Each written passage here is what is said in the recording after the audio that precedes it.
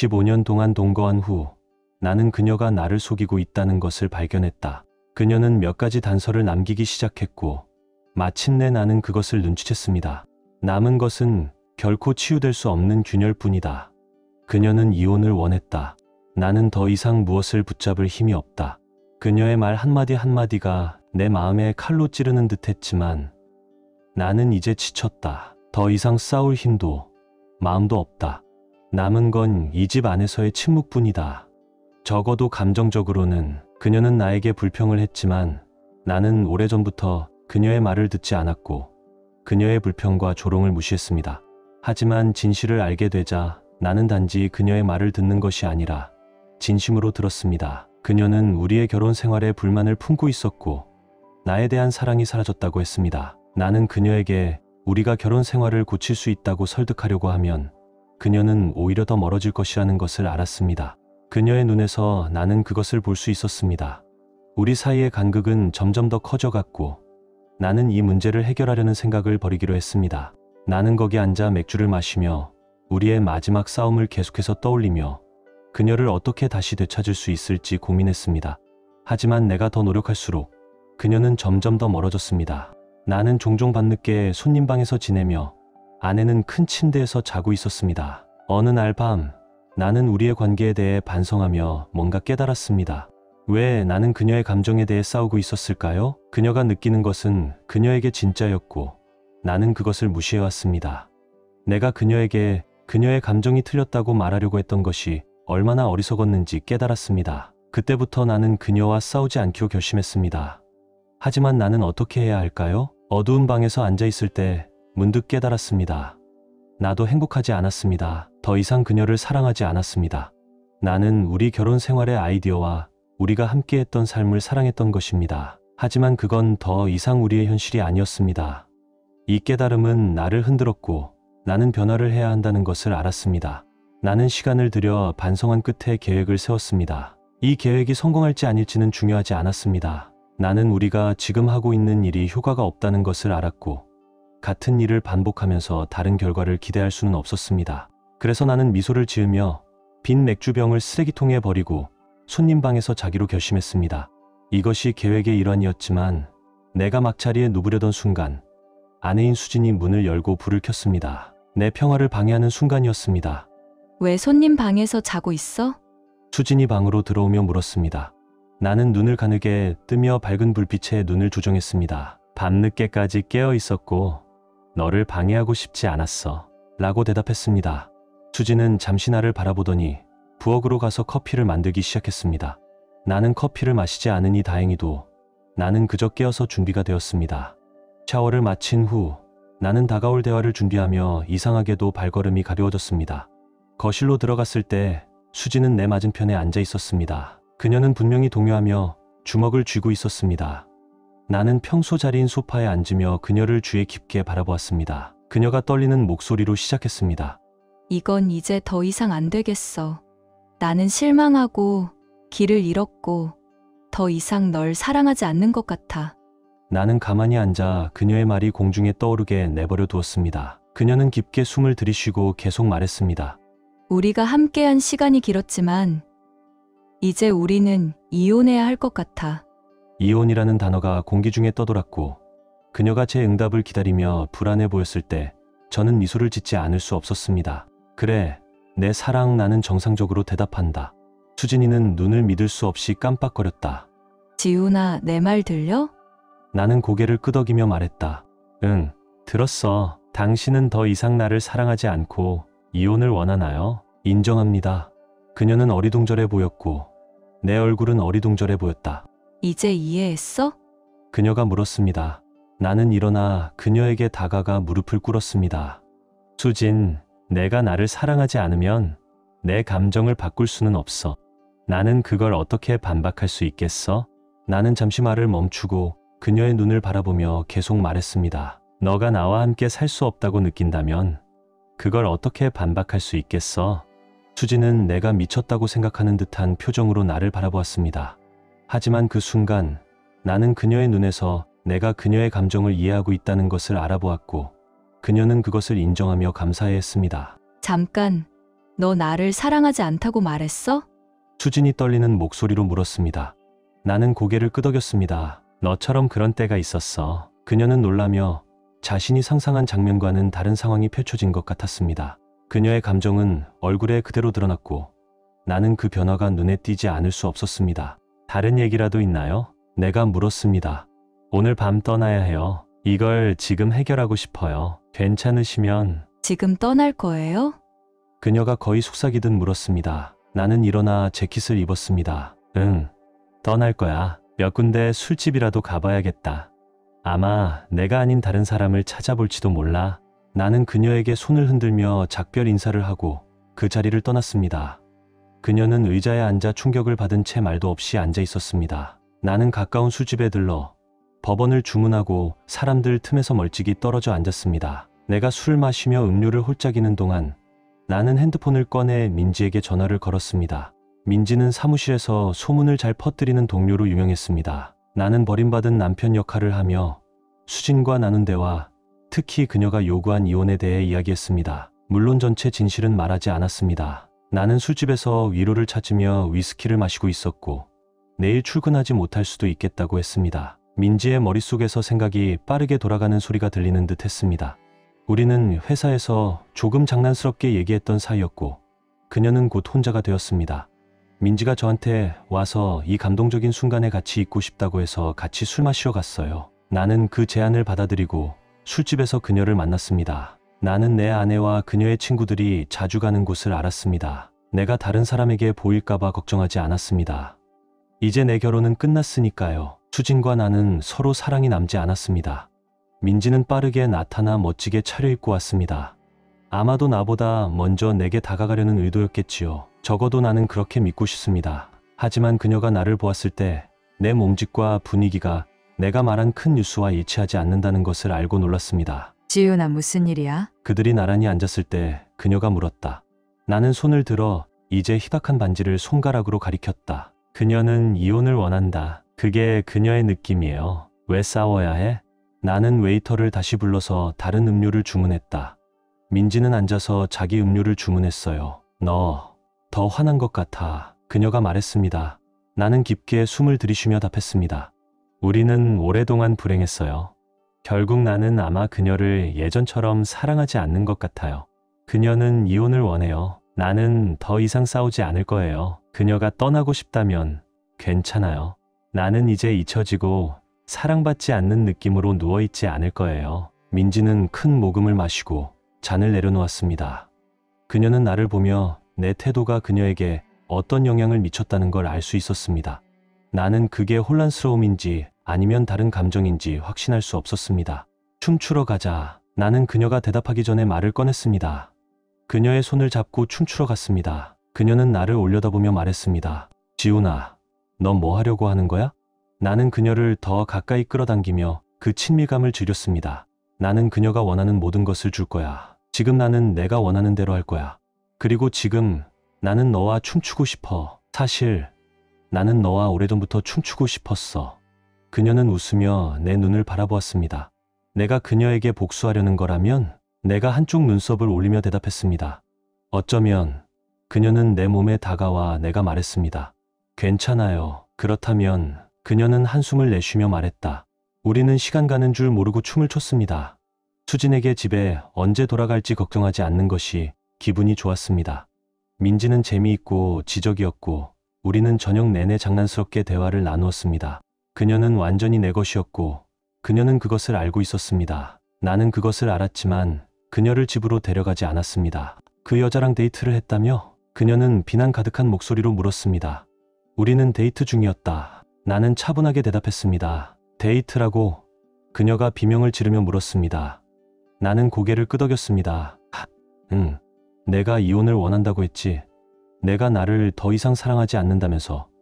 왜 내가 다른 곳에서 사랑을 찾아서는 안 되지? 너는 나를 사랑하지 않아? 그럼 내가 여기 있을 이유가 뭐야? 그녀는 의자에 풀썩 앉으며 무력감을 느꼈습니다.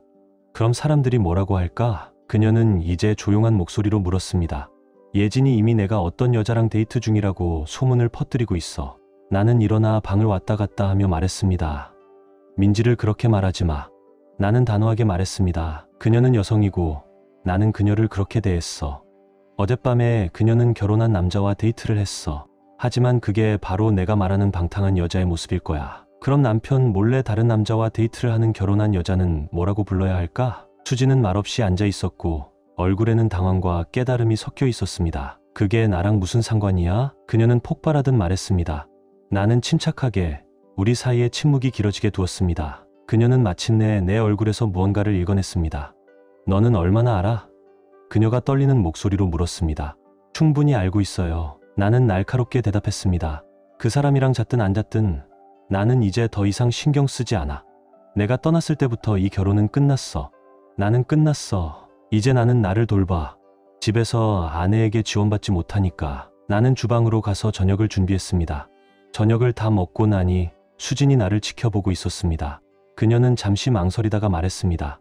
미안해. 나도 미안해. 나는 설거지를 하며 대답했습니다. 이번 주는 계획이 있어. 너무 일찍 집에 돌아오지 않을 거야. 그리고 원한다면 손님 방에서 잘게. 그녀는 대답하지 않았습니다. 그날 밤 나는 손님 방에서 자고 수지는 불안한 밤을 보냈습니다. 다음 날 나는 지연 씨 만났습니다. 그녀는 35세의 다정한 금발, 이혼녀였고 2명의 자녀가 있었습니다. 우리는 커피를 마시고 그 후에는 웃긴 일을 했습니다. 나는 그녀를 내게 끌어당기고 키스했습니다. 그녀는 나를 다시 키스했고 좋은 저녁을 보낸 후 나는 그녀를 집으로 데려다 주었습니다. 우리는 헤어지기 전에 다시 한번 키스를 했고 그녀는 내가 곧 다시 데이트하자고 약속해달라고 했습니다. 집에 돌아왔을 때 나는 수진과 또 다른 대면을 예상했지만 내가 집에 들어갔을 때 그녀는 달라 보였습니다. 차분해졌습니다. 안녕.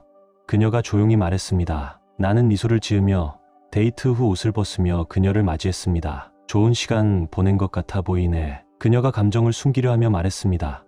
응, 그랬어. 알아봐줘서 고마워. 나는 대답했습니다. 너의 저녁은 어땠어? 우리는 몇 달 만에 처음으로 대화를 나누었고 진심으로 서로의 말을 들었습니다. 마침내 그녀가 고백했습니다. 나는 다른 사람과 잤던 적이 없어요. 몇 명의 남자와 키스한 적은 있지만 나는 저스틴과 감정을 나눈 적이 있어요. 그는 더 많은 것을 원했지만 나는 준비가 되지 않았어요. 나는 그녀를 바라보며 말했습니다. 수진, 나는 우리가 서로에게 책임이 있다는 걸 알아. 비록 너는 다른 사람과 자지 않았지만 너는 나를 배신했어. 우리는 한 팀이었고 너는 오래전에 떠났어.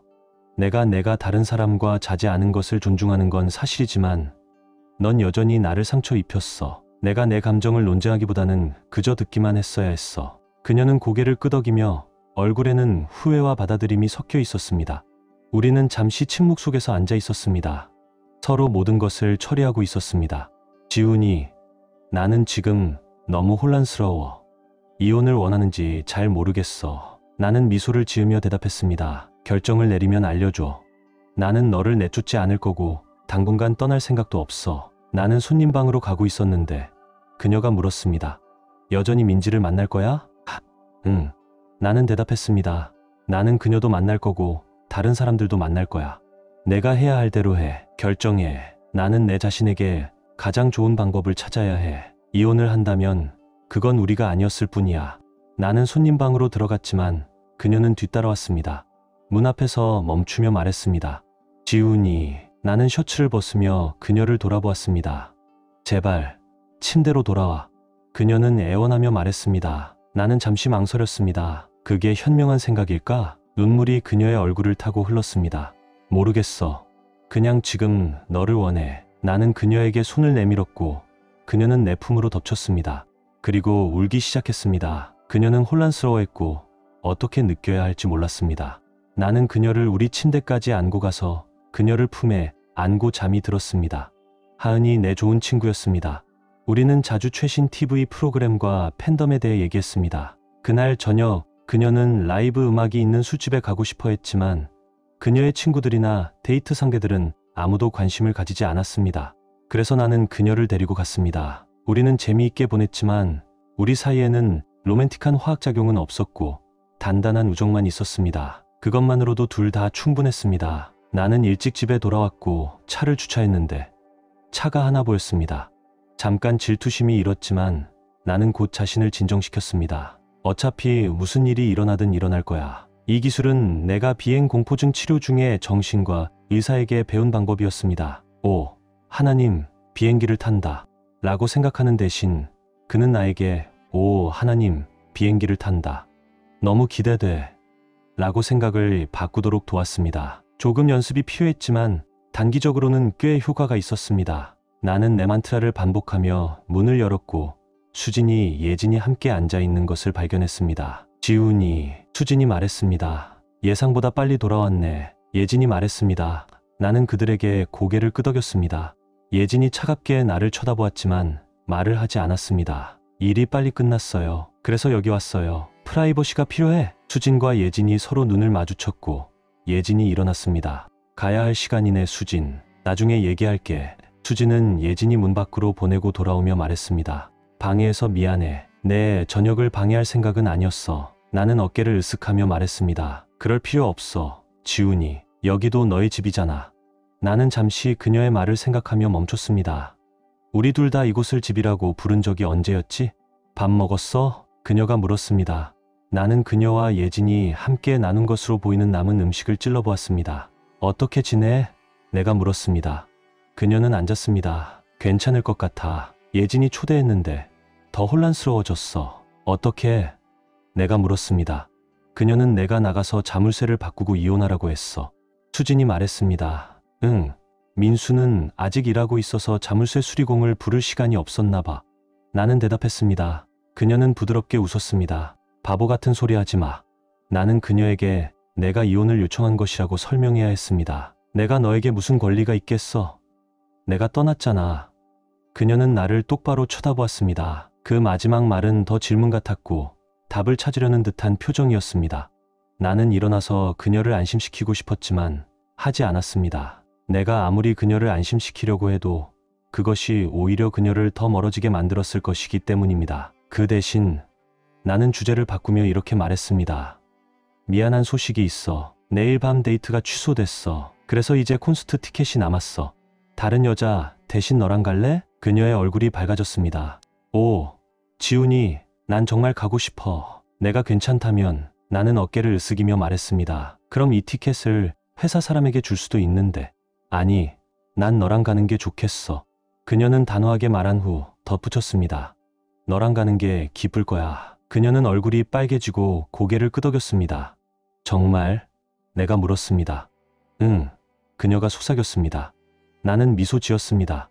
재미있을 것 같아. 나는 이미 지혜의 계획 변경을 통지했고 그녀는 실망했지만 동감했다. 수진이는 옷을 잘 차려입고 내가 퇴근 후에 그녀를 데리러 갈 준비를 했다. 그녀는 정말 멋져 보였고 나를 놀라게 할 작정으로 분명히 그 의상을 선택한 것 같았다. 나는 밴드에 대해 잘 모르지만 지혜의 콘서트를 소개시켜줘서 티켓을 샀다. 음악은 너무 좋고 크지만 재미있다.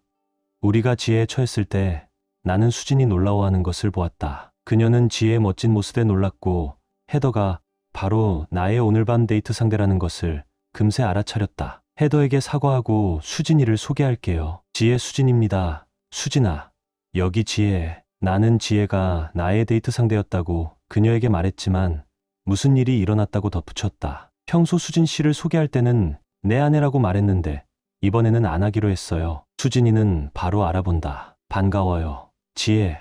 수진이 지혜의 눈을 똑바로 쳐다보며 말했다. 두 여자 사이에 무슨 일이 일어났다. 지혜는 똑똑하고 빨리 사과하고 내일 직장에서 저를 만나겠다고 해요. 반면 수진은 분노를 참을 수 없었다. 그녀가 물어서 내 손을 잡았다. 지훈이, 결혼 반지 어디 있어요? 나는 어깨를 으쓱하며 대답했다. 집에 있어. 당신이 이혼하고 싶다고 말했을 때 저는 반지를 뺐어요. 그거 필요 없어. 수진이 말문이 막힌다. 지훈이, 우리는 아직 이혼하지 않았어요. 나는 미소를 지으며 음악에 집중했다. 바에 가서 우리에게 음료수를 더 따라주는데 수진이 계속 눈독을 들이고 있다. 제가 바에 갈 때마다 몇몇 여자들이 제게 와서 이야기를 하는데 그들 중 한 명이 저를 웃게 하고 그녀의 전화번호를 알려줍니다. 수진이는 보았지만 아무 말도 하지 않았다. 저는 그런 장난을 잘 안 하는데 수진이가 이혼하고 싶다고 하면 좀 더 자유로워지기로 해요. 나는 꽤 직설적인 유머 감각이 있음을 알게 되었고 더 이상 억제할 필요가 없었습니다. 내가 잘생긴 남자는 아니지만 항상 좋은 유머 감각을 가지고 있었고 여자는 그걸 좋아하는 것 같았습니다. 오랜만에 나는 수진이 나를 지켜보는 것을 느꼈습니다. 어쩌면 그녀도 내가 예전처럼 그녀의 마음을 사로잡았던 유머와 매력을 기억하고 있었을지도 모릅니다. 그녀는 집까지 오는 동안 내내 조용히 있었고 나도 마찬가지였습니다.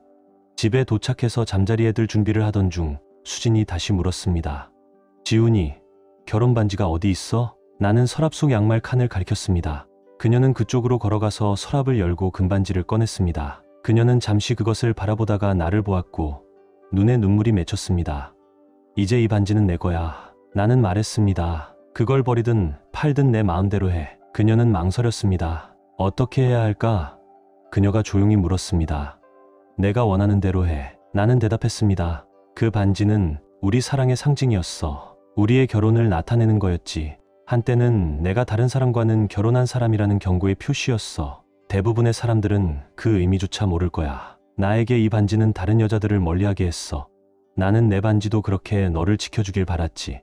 하지만 내가 이제 나와 살지 않겠다고 선택한 순간부터 나는 더 이상 그것을 통해 보호받을 필요가 없어. 그저 우리가 있었던 시간들을 떠올리게 해.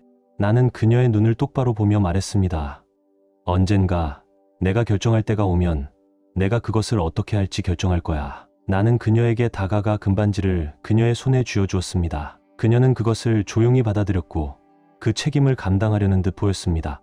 오늘 저녁 고마워. 그녀가 내게 소리쳤습니다.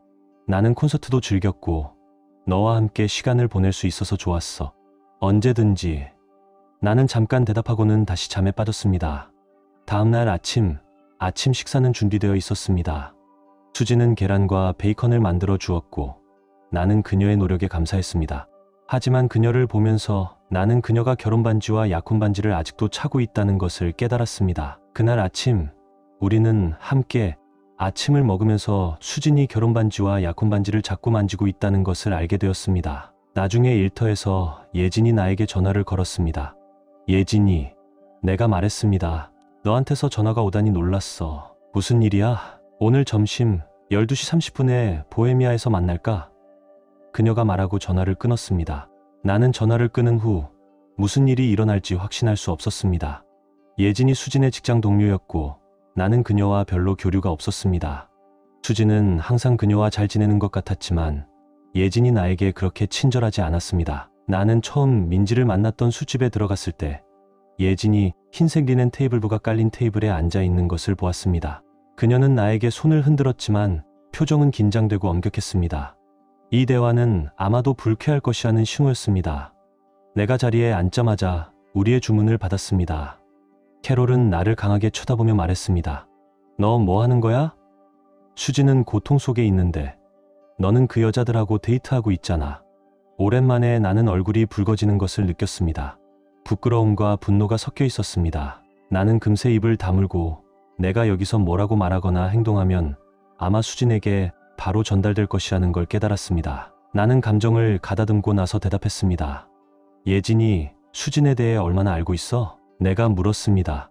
네, 남편이 완전히 바보처럼 행동하는 걸 알고 있어. 그녀가 으르렁거리며 대답했습니다. 나는 주위를 살펴보며 사람들이 우리를 지켜보고 있다는 것을 알았습니다. 예진이, 그만 말해. 내 질문에 정직하게 대답해. 나는 숨길 게 없어. 예진이 잠시 망설였고 웨이터가 음식을 가져오자 그녀는 편안해졌습니다. 나는 앉아서 그녀가 말을 계속하기를 기다렸습니다. 수진의 상황은 예진이 잘 알려줬습니다. 수진은 혼란스러워. 그녀는 지금 다른 남자들을 만나야 한다고 생각해. 예진이 고백했습니다. 정말? 내가 비꼬며 물었습니다. 그럼 이제 내가 바보라는 거네? 우리는 그녀가 어떻게 해야 할지 도와주려고 하고 있어. 예진이 말했습니다. 나는 몸을 앞으로 기울이며 분노가 치솟았습니다. 이게 내가 예외를 두는 지점이야, 예진. 왜 내가 수진의 결혼 문제를 해결해줘야 한다고 생각하는 거야? 예진이 침묵을 지켰습니다. 무슨 상관이야? 내가 물었습니다. 수진은 내 친구야. 그녀가 조용히 말했습니다. 그래서 뭐? 내가 짜증을 내며 대답했습니다. 나는 그녀의 가장 친한 친구여야 하지 않겠어. 그녀의 파트너, 인생 동반자여야 하지 않겠어. 만약 그녀에게 문제가 있었다면 그녀는 먼저 나에게 와야 했어. 그런데 그녀는 너에게 가서 너는 그녀가 다른 남자들과 함께 감정을 정리할 수 있는 장소로 데려가기로 결정했어. 그 남자들은 신경도 안 쓰는 것 같아. 다른 남자의 아내에게 키스하고 있잖아. 예진이 얼굴이 창백해졌습니다. 그녀는 완전히 입맛을 잃은 듯 보였고 나는 분노가 치밀어 오르는 것을 느꼈습니다. 예진이 내가 이해할 수 없는 문제에 간섭하는 또 다른 어리석은 친구일 뿐이었습니다. 하나 물어볼게 예진. 내가 말했습니다. 너 결혼했어? 그녀는 고개를 저었습니다. 결혼해 본 적 있어? 그녀는 또 고개를 저었습니다. 상담학하기라도 있어? 그녀는 말없이 조용히 있었습니다. 그럼 결혼에 대해 조언할 권리가 뭐야? 너는 결혼한 적이 없잖아. 그럼 그게 뭔지 어떻게 알겠어? 예진이 깜짝 놀라며 숨을 쉬었습니다. 다른 사람의 결혼에 간섭할 수 있다고 생각해? 내가 물었습니다. 뭐가 너를 자격이 있다고 생각하게 만들어? 나는 그녀의 친구야. 그녀는 중얼거렸습니다. 내 입장에서 보면 너는 나에 대해 아무것도 몰라. 내가 몇 번이나 너와 얘기를 해봤어? 한두 번? 나는 수진과 15년을 결혼 생활을 했어. 그런데 언제 너는 나에 대해 알아보려고 노력했어? 그동안 그녀의 파트너였던 사람을 이해하려고 했어? 너는 그녀를 도와주겠다고 말하지만 대체 너는 나에 대해 무엇을 알아? 수진이 너한테 말한 것 외에는 나는 예진이 눈물이 나올 지경이라는 것을 알 수 있었습니다. 내가 말을 끝내고 나면 이제 캐롤을 통해 수진에게 메시지를 전해야 했습니다. 예진, 내가 침착한 목소리로 말했습니다. 수진이 말했어. 그녀가 이혼을 원한다고 했지. 그녀가 이렇게 말했어. 더 이상 사랑하지 않아. 그럼 말해봐. 나는 어떻게 반응해야 해? 내가 그녀를 설득할 수 있는 이유가 뭐야? 그녀는 이혼을 원해. 그리고 왜 내가 불행해야 해? 그녀가 마음을 바꾸길 바라는 거야? 나는 술잔을 비우고 내 음식을 거의 먹지 않았다는 것을 알았습니다. 나는 일어나서 예진이 마지막으로 한번 바라보며 말했습니다. 나는 다른 여자가 나를 어떻게 보는지 알게 되었어. 수지는 더 이상 나를 그렇게 보지 않지. 그녀가 나를 밀어냈어. 나는 그녀를 밀어낸 적이 없어. 내 삶을 수진이 혼란스러워하고 나를 원하지 않는다고 해서 멈추지는 않을 거야. 나는 나아가고 있어. 그녀가 그걸 어떻게 느끼든 그건 그녀의 문제야. 나는 이제 그녀에게 어떻게 느껴야 하는지 말하려 하지 않아. 내가 그걸 받아들였어. 나는 마지막 말을 끝내고 캐롤이 더 이상 말할 수 없을 때까지 나가버렸습니다. 집에서 나올 때 예진이가 수진이한테 전화한다는 걸 알았어요. 그날 저녁 나는 생각할 시간이 좀 필요했다. 소연이를 만나기로 했어요. 소연 씨한테 잘 됐어요. 그녀는 다른 여자들과는 다르다. 그녀는 젊고 매우 아름다운 흑인 여성이다. 정말 흥미롭습니다. 처음 들어왔을 때 우리는 격식을 차리고 예에 바랐다. 하지만 몇 달 후에요. 남자아이들에게 다소 도발적인 농담을 하고 있는데 이야기가 끝나자 소연이 뒤에서 들어왔다. 내 주변의 남자들은 그녀를 보고 숨을 죽였고 나는 그녀의 충격적인 모습에 장난스럽게 미소를 지었다. 인정해. 이거 진짜 웃기지 않아? 라고 내가 말했다. 그녀는 잠시 서서 이 백인 남자가 나에게 이런 말을 하다니 믿을 수 없어 라는 표정을 짓더니 나에게 웃음을 터뜨렸다. 그때부터 소연은 지뢰를 느꼈다.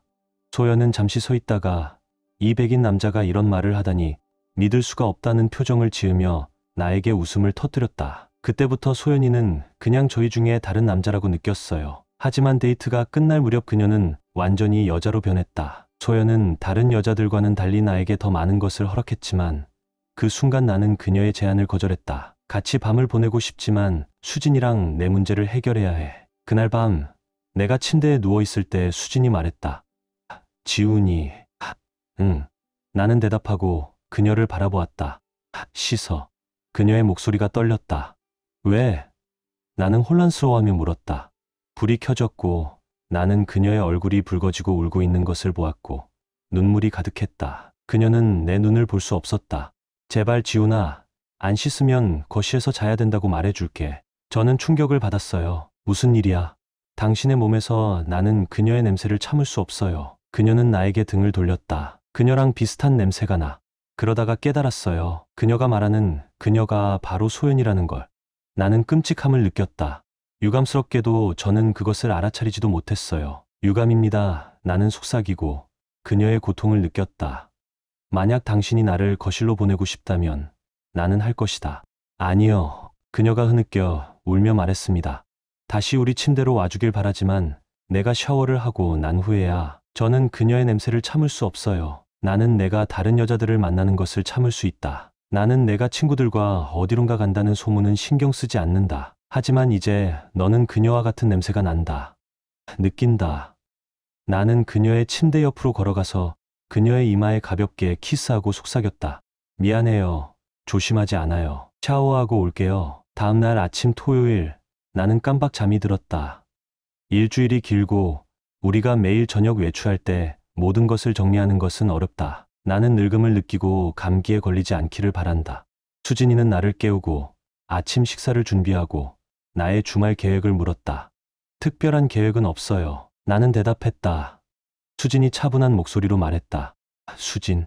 그녀는 내 앞에 무릎을 꿇고 주머니에서 무언가를 꺼냈다. 그녀는 손을 펴서 그녀의 결혼 반지를 내게 보여주었다. 그녀는 내 손을 잡고 나를 보며 말했다. 저는 우리의 결혼을 다시 시도하고 싶습니다. 충분히 생각을 못한 것 같아요. 그녀는 말하면서 손가락에 조심스럽게 결혼 반지를 끼웠다. 나는 그녀를 말리지 않았다. 아직도 사랑해. 그녀는 속삭이며 무릎을 꿇고 나의 반응을 기다렸다. 나는 마침내 말했다. 정말 그렇게 느꼈어요? 그녀는 고개를 끄덕였고 눈빛은 엄숙한 표정이었다. 이혼은 없을 거예요. 그녀는 단호하게 말했다. 그럼 저 남자는? 나는 이것이 어디로 갈지 모르겠다고 물었다. 다른 남자는 없다. 너만. 그녀는 대답하고 나를 보았다. 그리고 중요한 부분이 있습니다. 너는 이해해야 해. 내가 말했습니다. 나는 여전히 가끔 다른 여자들을 만날 거야. 수지는 삼키는 듯 했고 우리는 긴 시간 동안 서로를 바라보며 침묵 속에서 앉아 있었습니다. 그 순간 나는 내 아내에 대해 무언가를 깨달았습니다. 나는 어떻게 끝날지 확신해. 마침내 그녀는 고개를 끄덕였습니다. 놀랍지 않겠다고 생각해. 그녀가 부드럽게 말했습니다. 나도 너를 사랑하는 것 같아. 나는 그녀를 끌어안고 열정적으로 키스했습니다. 그녀는 똑같은 열정으로 나를 키스했습니다. 결국 수지는 자신감이 부족했음을 깨달았습니다. 그 사실을 지금까지 전혀 몰랐습니다. 몇 년 동안 나는 어떤 면에서는 그녀를 잘 대했지만 충분히 잘하지 않았습니다. 우리는 점점 멀어졌고 내가 가장 큰 실수는 그녀의 감정을 인정하지 않았던 것입니다. 그녀가 나에게 무언가를 공유할 때마다 나는 논쟁을 벌였습니다. 그게 얼마나 해온지 알아?